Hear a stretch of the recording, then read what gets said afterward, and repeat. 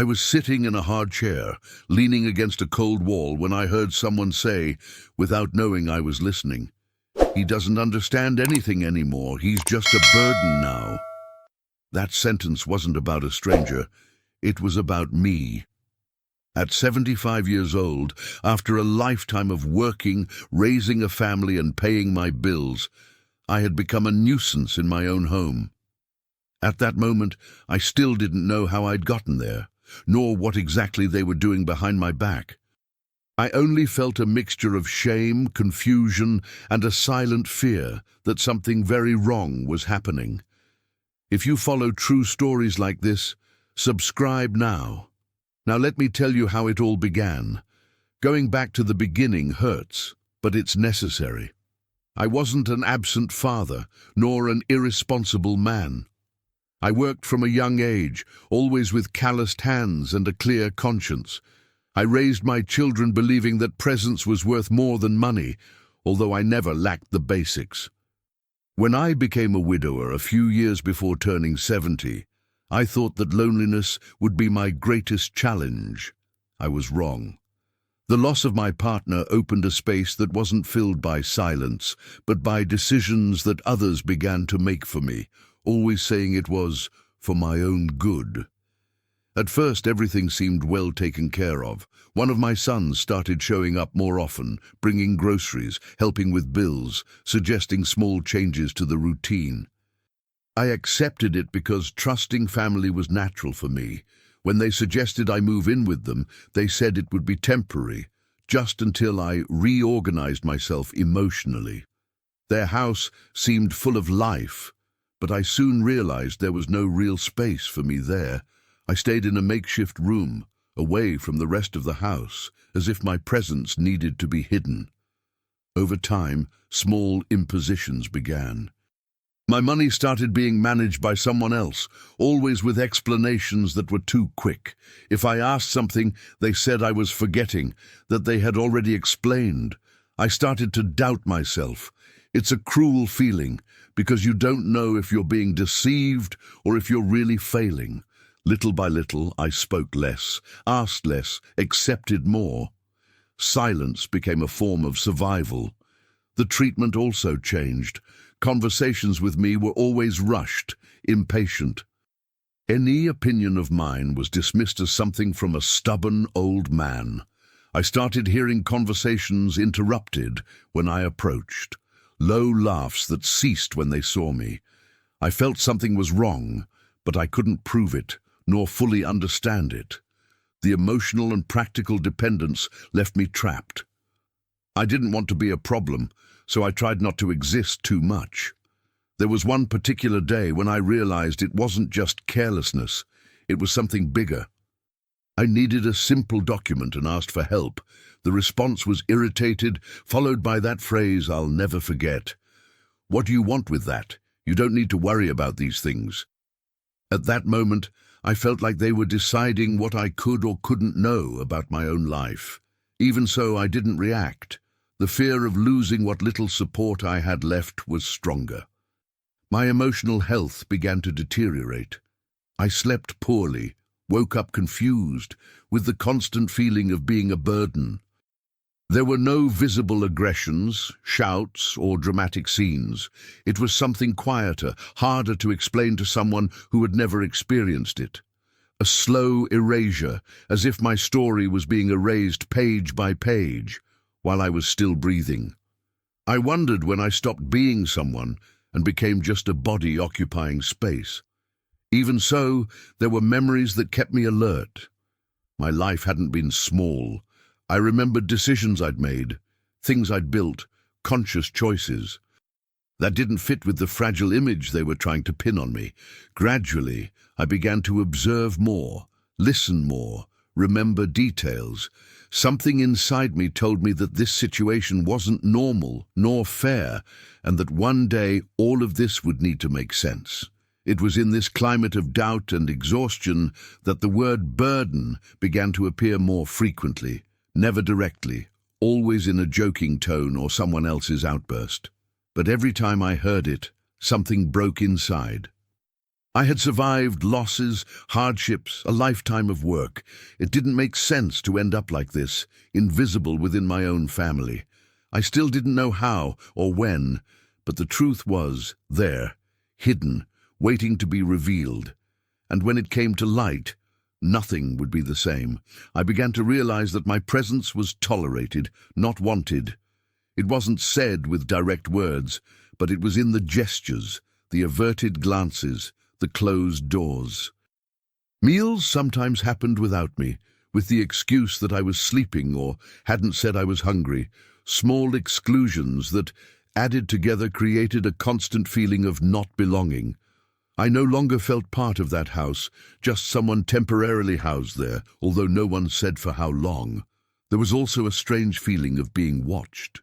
Whenever I rummaged through some old paper or tried to organize my things, someone would appear asking what I was doing, if I needed help, if it wouldn't be better to leave it for later.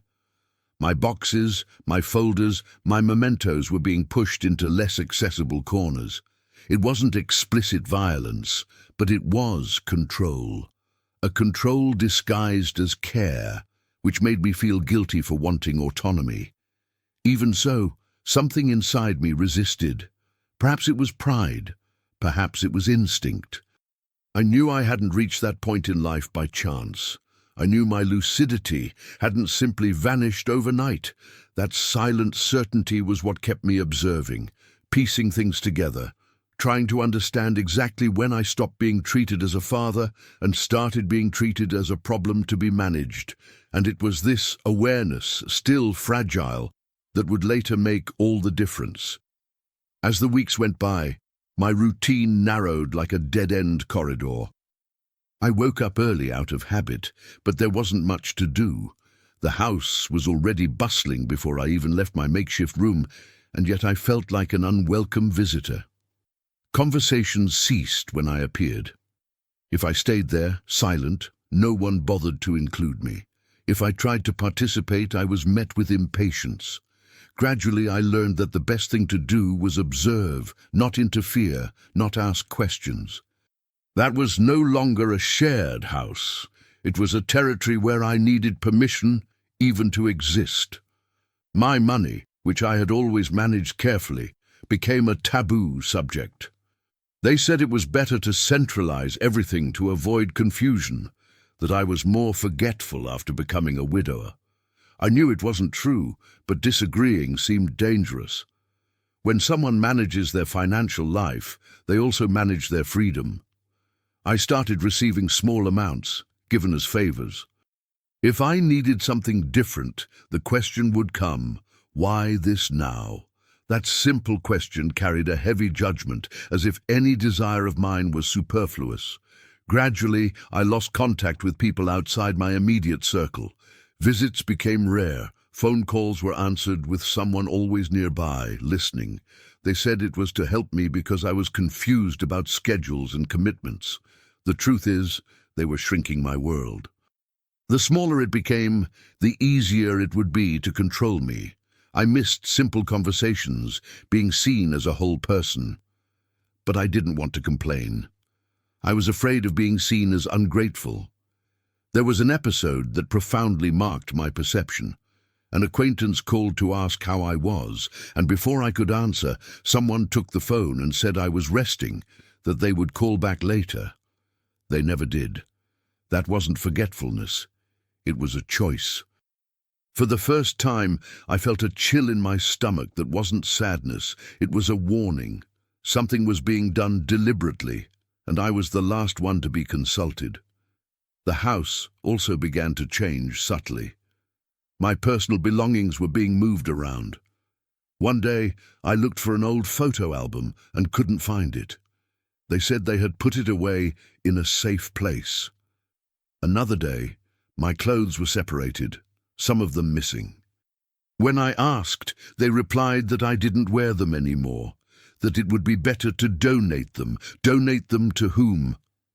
They couldn't say.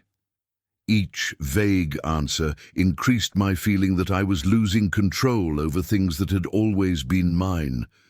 My emotional health worsened, and this was used as evidence against me.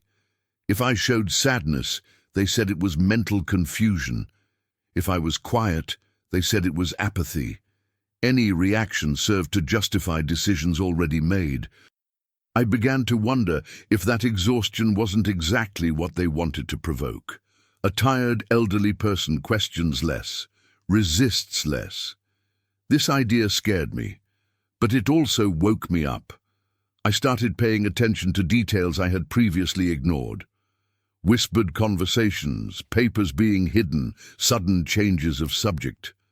I noticed an excessive concern when I mentioned my old house, my savings, things from the past. Someone always said that it didn't matter anymore, that I needed to live in the present. But the present they offered me was too small, too cramped for someone who had lived a whole life. One night, I woke up to low voices coming from the living room. I couldn't hear everything, but I heard my name and words like, "Decide soon," and "He doesn't realize." I went back to bed with my heart racing. It wasn't paranoia. Decisions were being made without me, about me. For the first time, I considered the possibility that they were preparing something definitive, something that would irreversibly change my life. Even so, I didn't confront anyone, not out of cowardice, but as a strategy. I needed to understand better. I needed something concrete. Confronting someone without proof could put me in an even worse position. So I continued observing, preserving memories, trying to maintain my lucidity despite the strain. I knew that if I lost confidence in myself, I would lose everything. There were days when I thought about leaving, about seeking help, but I didn't know where to begin. I no longer had easy access to documents, numbers, or contacts. Addiction isn't created all at once. It's built up little by little, and when you realize it, you're already inside it. I was surrounded not by bars, but by distorted family ties, where care and control were deliberately confused. What hurt the most wasn't the material loss, but the feeling of being discarded. I hadn't stopped being who I was. My story continued there, inside me, but they were treating me as if everything I'd lived through had expired. And that, for someone my age, is a silent violence that leaves no visible marks, but corrodes from within. It was in this state of subdued alert that I began to understand that the truth wouldn't appear on its own. If I wanted justice, I would need to find it carefully, patiently, and above all, without anyone noticing. I still didn't know what the proof would be, nor how it would surface. But something told me it existed, and when I found it, everything that seemed confusing would finally make sense. I began to realize that my greatest weapon was feigning normalcy. I answered calmly, accepted vague explanations, smiled when expected to smile. Inside, however, I registered everything. Approximate dates, sudden changes, repeated phrases. I didn't always have paper and pen at hand, so I kept everything in my memory as I did when I was younger. That gave me a minimal sense of control, as if I still owned some part of myself. Sometimes, at night, I wondered when exactly my family started seeing me as a problem to be solved. There wasn't a big event, a clear fight, or an outright break. It was a slow, almost polite process in which my wishes were gradually replaced by other people's decisions. Understanding this was painful, but also enlightening. I wasn't going crazy. I was being pushed, little by little, out of my own life. The most obvious change happened without warning. One day I woke up and realized I no longer had my keys. It wasn't a direct removal. No one came to ask for them. They simply disappeared. When I asked, they said it was for security reasons, that I might lose them or forget them somewhere. The way they spoke seemed definitive, as if that decision had already been discussed and approved without my presence. At that moment, I understood that the house was no longer a place I could come and go. It was a space where I was permitted, not a place of belonging. I became dependent on someone even to go out. If I needed to go to the pharmacy or take a short walk, there was always an excuse to postpone it. It was too hot, too cold, too dangerous. The world outside became a threat, and I, someone incapable of assessing it. This narrative was repeated until it almost became true within me. Almost. Because, despite the exhaustion, I still recognized the exaggerations, and exaggerations serve a purpose. It was also during this period that I noticed changes in the paperwork circulating around the house. New folders appeared, others disappeared. Whenever I approached, someone would quickly close drawers. They said they were work-related things, matters I didn't need to understand. The word need was used frequently. I didn't need to know, I didn't need to decide, I didn't need to worry. Little by little, I was excluded from my own context, as if my story had ended, and now I was just an administrative detail. One afternoon, while they were tidying up what they called a mess, I stumbled upon an envelope with my name on it. I didn't even open it. Just touching it was enough for it to be snatched from my hand, accompanied by a curt request that I not touch anything. The tone wasn't one of care, it was one of fear. Fear that I would see something. That reaction was worth more than any document. It confirmed that information was being deliberately withheld. I began to feel my body reacting to the constant stress, slight tremors, occasional forgetfulness, difficulty sleeping. These signs were immediately used as arguments against me. "See how you're not well?" they would say. It was a vicious cycle. The pressure made me sick, and the illness justified more control. I understood this clearly, but explaining it seemed pointless. Whoever controls the narrative doesn't need logic, only repetition. Amidst all this, the conversation turned to the future. They said I needed to think about what would be best going forward, that keeping someone my age at home was hard work. They talked about specialized places, rest, security. None of these words came with a choice. It was a scenario presentation, not an invitation. I listened to everything in silence, with a heavy heart. Not because I was afraid of getting old, but because it was clear they wanted to distance me permanently. There was one night I cried alone, silently, so as not to disturb anyone. It wasn't just sadness, it was mourning for myself, for the autonomy I was losing without having done anything wrong. I remembered who I was, the decisions I made, the people I helped. That memory was the only thing no one had yet managed to take away, and I clung to it like someone clinging to the last piece of solid ground. A few days later, something unexpected happened. A person who rarely appeared paid a quick visit. The conversation was brief, but the look exchanged with me was different. There was doubt, perhaps distrust. It was little, almost nothing, but enough to remind me that not everyone was completely convinced by the story they told about me. That realization rekindled something I thought had been extinguished, cautious hope.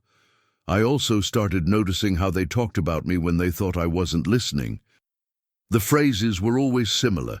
"He's not keeping up anymore. It's better to decide soon. We can't wait any longer." Wait for what? For me to agree? For me to disappear? These questions echoed in my head, and along with them came an uncomfortable certainty. There was an invisible deadline running against me. I started mentally organizing everything I remembered about my financial life. Where I put what, when I signed what, who was present. It was difficult without access to papers, but my memory still worked. The more I thought, the more I realized that certain recent decisions didn't match the choices I would have made. That wasn't forgetfulness, it was interference. The isolation began to weigh more heavily than before. There were entire days when I barely exchanged words with anyone, not for lack of desire, but because there was no openness. I was treated like someone who needed to be kept calm, not listened to. This attitude, repeated daily, wears anyone down, and I felt they were counting on this exhaustion to accelerate the process. Even so, I resisted as best I could. I maintained my composure, avoided conflict, but didn't stop observing. I knew that any slip-up on my part would be used as definitive proof of my incompetence, so I needed to be careful, almost invisible, while I gathered my strength. It was a risky strategy, but it was the only one left to me.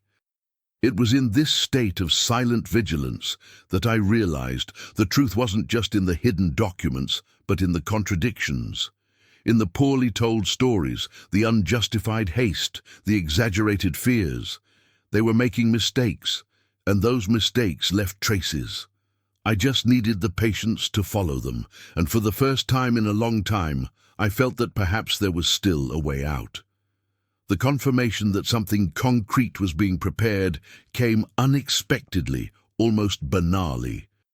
One morning, while I was silently having coffee, I heard my name mentioned on a phone call. I couldn't hear everything, but I recognized terms that had never been part of my routine. Signature, regularize, as soon as possible. The conversation ended too quickly when they noticed my presence. No one explained anything afterward. They feigned nonchalance. It was then that I understood that time had ceased to be my ally. There was urgency, and this urgency wasn't to protect me. In the following days, they began to treat me with a strange, almost artificial cordiality. They asked if I was okay more often than usual, offered things that had previously been denied, and praised my calm demeanor. This wasn't care, it was preparation. When someone changes their attitude for no apparent reason, they are usually trying to reduce resistance. I felt it in my body, like an internal warning. They were guiding me towards something that would require my agreement, even if only symbolic. The definitive conversation took place on a seemingly ordinary afternoon.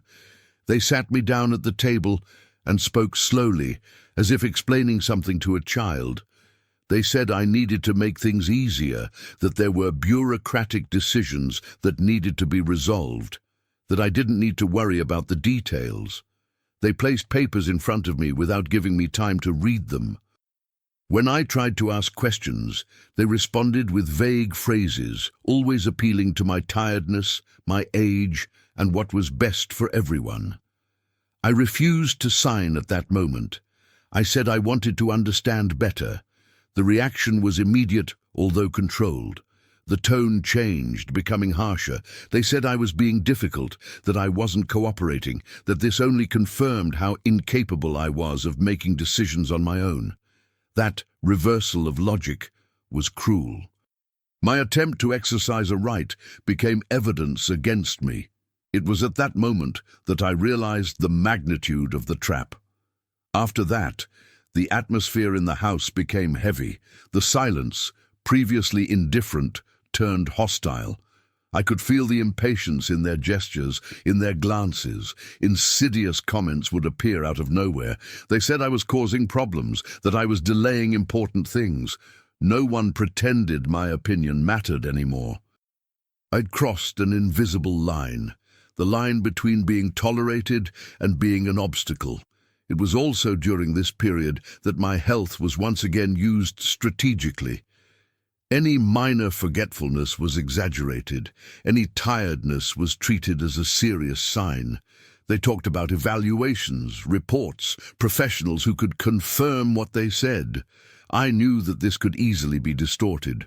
All it took was catching me on a bad day, tired, anxious. The context would never be explained. Their version would be enough. I began to fear losing my voice completely, not just within the family, but officially. If they could prove I was no longer capable, everything would be lost. My money, my choices, my future, everything would be decided by others. This awareness brought a deep fear, but also clarity. I could no longer just observe. I needed to find something concrete, proof that would dismantle that narrative. The opportunity arose unexpectedly. I was left alone at home for a few hours. Something rare. They said they'd be back soon. I seized that moment as if it were a dangerous gift. I knew I wouldn't have another chance anytime soon. I started searching carefully, without obviously rummaging through anything. Drawers, folders, boxes that hadn't been there before. My heart was pounding, not with guilt, but with urgency. It was in a seemingly ordinary folder that I found something different. A document I didn't recognize, with my name on it, but with terms I had never discussed. I didn't read it all at that moment. Seeing the dates, values, and signatures I didn't remember making was enough. I took a picture with the old cell phone I still kept hidden. I did it trembling, afraid of being caught. I put everything back exactly as it was. That image, however, remained etched in my memory. When they returned, I acted normally. My calm demeanor seemed to confirm what they thought, that I suspected nothing, but inside everything had changed. I no longer had just suspicions. I had a real indication that they were trying to formalize something without my conscious consent. That explained the haste, the control, the isolation. Everything made sense now. I began protecting that information as if it were my last line of defense. I didn't tell anyone.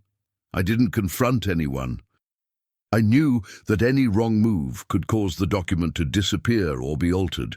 I needed to think carefully, find the right person at the right time, someone who still saw me as an individual, not as a problem. The tension inside me grew stronger each day. Living with those who tried to erase me required an enormous effort, but at the same time there was a new strength. I was no longer completely at their mercy. There was a hidden truth, and I possessed a piece of it. It wasn't the end of the struggle, far from it, but it was the beginning of a silent turning point. That night, lying in the makeshift room, I realized that fear had shifted. Before, I feared what they were doing to me. Now, I knew exactly what to fear, what they would do if they discovered that I knew, and this awareness made me more alert than ever. The truth was there, fragile, waiting to be used, and I needed to survive long enough to make it count. After finding that document, I began living in two different time periods. Outwardly, I remained the quiet, obedient, almost invisible old man. Inwardly, my every gesture was calculated. I knew that any abrupt change would raise suspicions. So I maintained the routine, accepted snide remarks, pretended not to notice the rush or the whispers. The difference was that now I understood the reason for everything. It was no longer just disdain or weariness. It was self-interest. And that made everything more dangerous. I began to mentally revisit my financial history more attentively than ever before. I remembered when I organized everything after my wife's death, how I made clear what I wanted for the future, and which decisions I would never have made without discussion. The document I saw didn't match those memories. There were terms there that contradicted choices I had always defended. That reinforced my certainty that they were acting without my real consent, counting on my isolation to avoid being questioned. Their behavior also changed subtly. I noticed more vigilance, less carelessness. They no longer left me alone as often.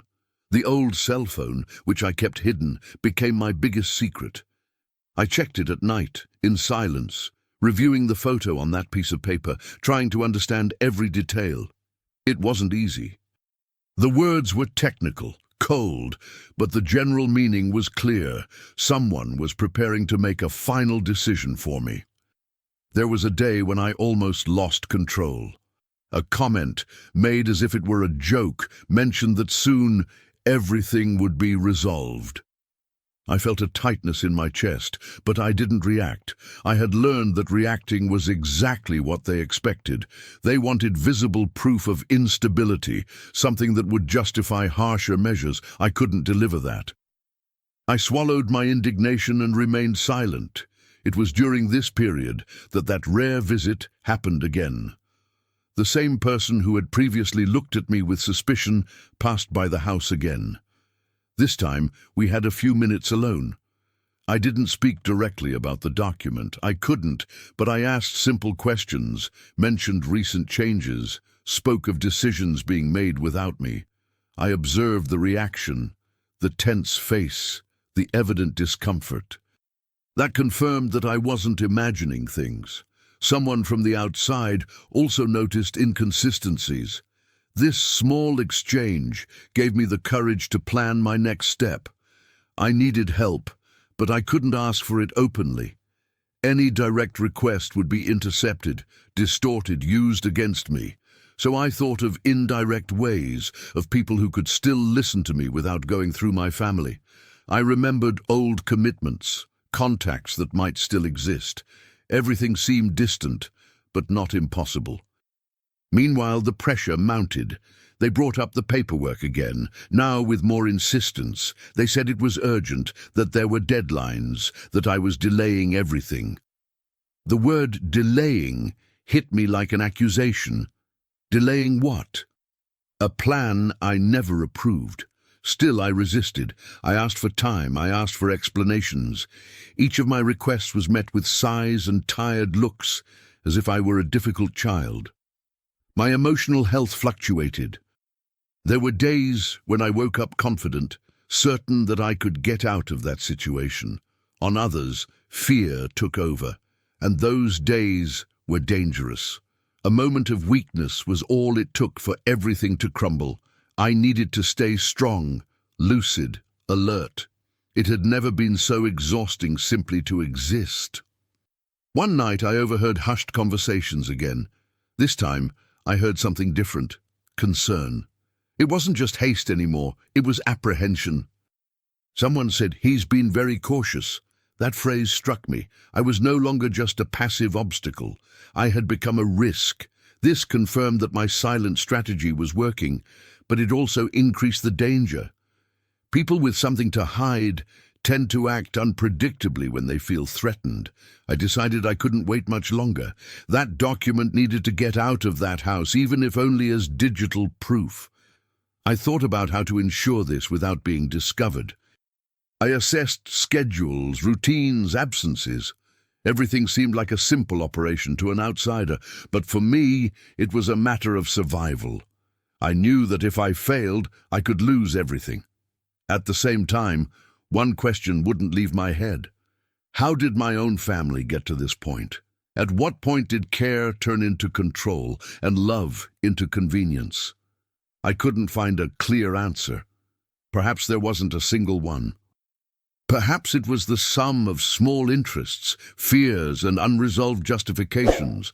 Understanding this hurt. But it also freed me from guilt. It wasn't my responsibility. At that point, I was no longer just seeking justice. I was seeking dignity.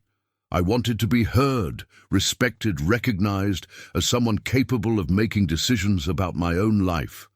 The hidden document was merely a symbol of that. The real struggle was against the idea that growing old meant ceasing to be a person. I didn't accept that. I never have. It was with this certainty that I fell asleep that night, knowing that the next few days would be decisive. I had a test, a still incomplete plan, and limited time. I didn't know exactly how it would all end, but for the first time since it all began, I didn't feel completely helpless. The truth was within my reach, and whatever the cost, I wouldn't allow it to be buried with me. The following days were marked by an artificial, almost deafening calm. No one brought up the paperwork anymore, but the surveillance increased. I felt it in the details. Doors always open, footsteps too close, constant questions about how I was feeling. That sudden concern didn't stem from affection. It came from fear. They knew something had changed, even without knowing exactly what, and I needed to act before they decided to act first. The opportunity arose when they announced I would be undergoing an evaluation. They said it was routine, that it was for my own good. I immediately understood what that meant. A poorly contextualized evaluation could legitimize everything they had been trying to do. But I also realized that this moment could work in my favor if I could do something beforehand. I needed to ensure that the truth was outside that house. safe, regardless of the outcome. On the appointed morning, I was taken as if being led, not invited. During the journey, I remained silent, focused. I knew that every word could be used against me. The evaluation itself was short, cold, technical. I answered calmly, as clearly as I could. I didn't try to appear better or worse than I was. I was simply honest. When I left, I felt a profound weariness, but also a relief. I had endured. On the way home, I noticed something different in their behavior. There was tension, muffled arguments, impatience. It was as if the plan wasn't going exactly as they expected. That confirmed my intuition. I needed to speed things up. That same night, using my old cell phone, I managed to send the image of the document to someone outside that circle. I didn't go into details. I just asked them to keep it safe, not to delete it, and to be vigilant. A few days later, the conversation I feared took place. They sat down with me again, but this time the tone was different. Less condescending, more defensive. They said that perhaps it would be better to reconsider certain decisions, that they had acted hastily, that they wanted to avoid problems. For the first time, I felt they had lost complete control of the situation. I didn't confront them directly. I just listened. I knew that this retreat didn't stem from regret, but from fear. That's when the truth began to emerge. The document I found outlined decisions I never fully authorized. There was too much haste, too many vested interests, too few justifications. When they realized that this could be questioned by others, the discourse changed. Where there was certainty before, now there was hesitation. Where there was imposition before, now there was caution. The balance began to shift. Nothing was resolved dramatically or immediately. There were no sincere apologies, no emotional confessions. Reality rarely works that way. What happened was a silent retreat, a forced reorganization. My things started to reappear. My questions began to be answered more carefully. Not out of genuine respect, but because now I had a voice outside of that place. The most important thing was what happened inside me. I stopped feeling invisible. I stopped believing that growing old meant accepting anything. That experience showed me that abuse doesn't always scream. Sometimes it whispers, disguises itself as care, hides in well-intentioned decisions.